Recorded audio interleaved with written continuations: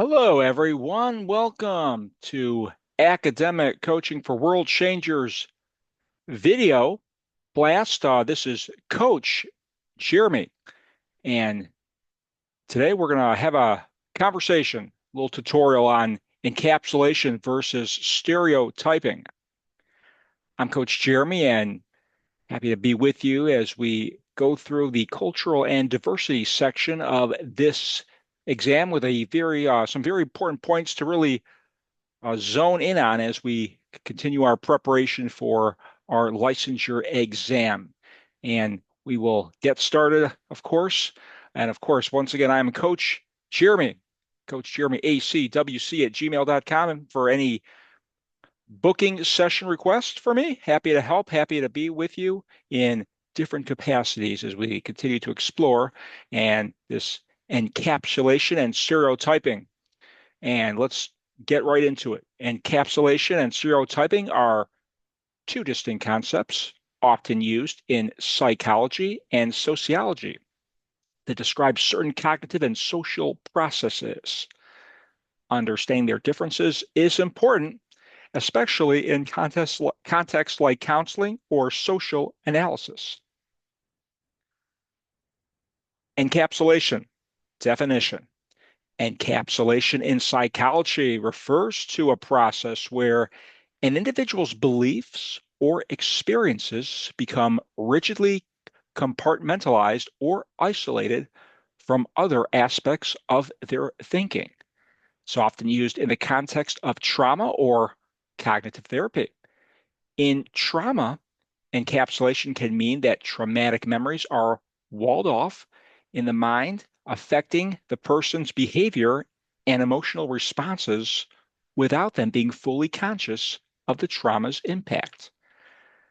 In cognitive therapy, encapsulation might refer to certain beliefs or schemas that are resistant to change, even when contradictory evidence is presented.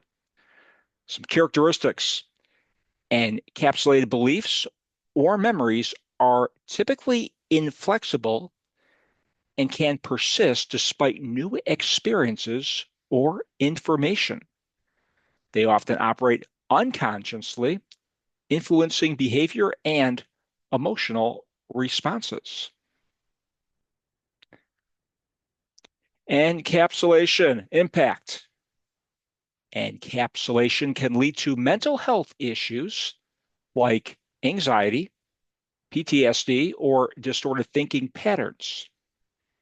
It can make therapy more challenging as these encapsulated beliefs or memories are less accessible and more resistant to change. Now on to stereotyping, starting with a definition. Stereotyping is the act of categorizing a group of people and attributing specific characteristics to all members of that group, often in an oversimplified or prejudiced way. It involves generalizations about groups based on perceived or culturally communicated traits without considering individual variation. Characteristics: stereotypes can be based on race, gender, age, occupation, nationality, or any other social category. They often arise from societal norms, media portrayals, and cultural narratives. Impact: stereotyping can lead to prejudice and discriminatory behaviors. It oversimplifies complex human attributes and reduces individuals to narrow, often inaccurate characterizations. It affects interpersonal and intergroup relations and can perpetuate social inequalities. All right, some visualizations, if you will, to kind of help further explain and examine this topic of stereotyping. As a common belief about a particular category of things or a group of people, such as their personality, preferences, appearance, or ability. For example, The statement that French are fashionable, arrogant, romantic, and have poor hygiene, that Germans are punctual, hardworking, straightforward, and have no sense of humor, that Americans are optimistic, loud, materialistic, and lack cultural awareness, and that Japanese are shy, disciplined, can't drink alcohol, and love anything cute. And more reflective on the statements portrayed in this view of different cultures and the ethnicities and characteristics that are perceived to be associated with. All right, comparison. Nature encapsulation is more about an individual's internal cognitive process, often relating to trauma or deeply held beliefs, while stereotyping involves broader social and cultural generalizations about groups of people. Conscious awareness.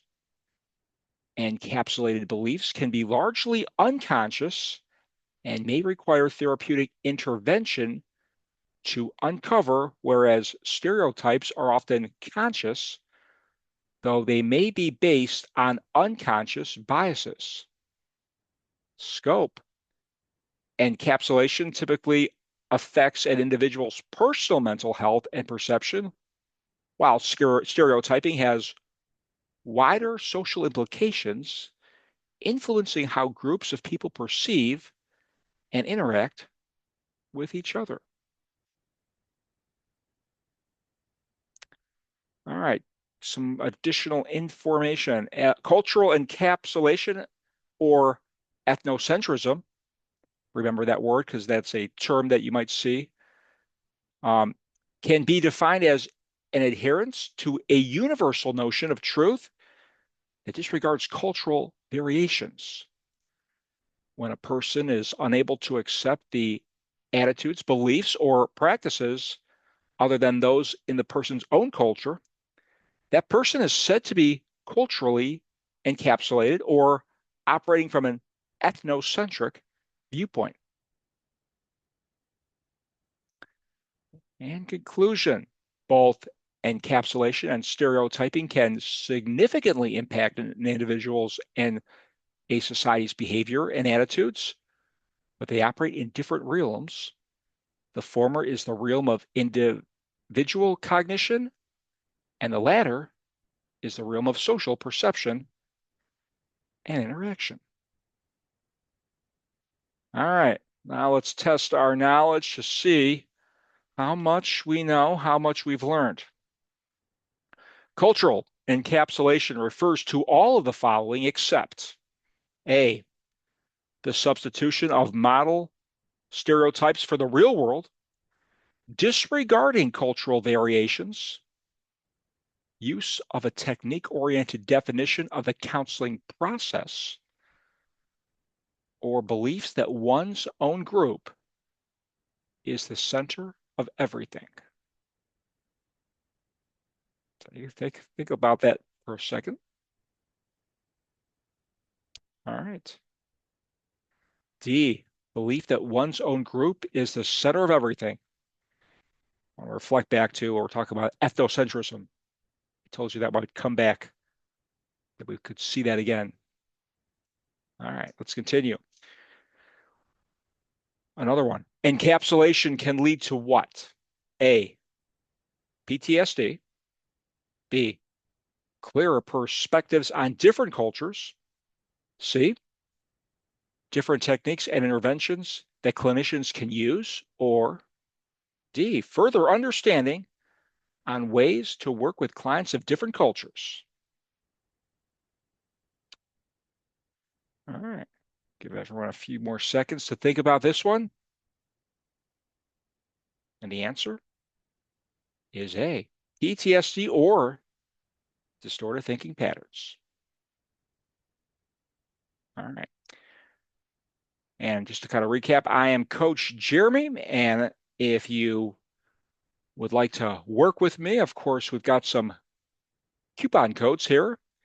You'll want to just jot that code down, and feel free to book individual sessions with me. I'll be periodically dropping in on coaching groups, Facebook Lives, and video blasts. So let me know, and I can, of course, work with you on all different domains in either for the NCE, CPCE, or NCMHCE.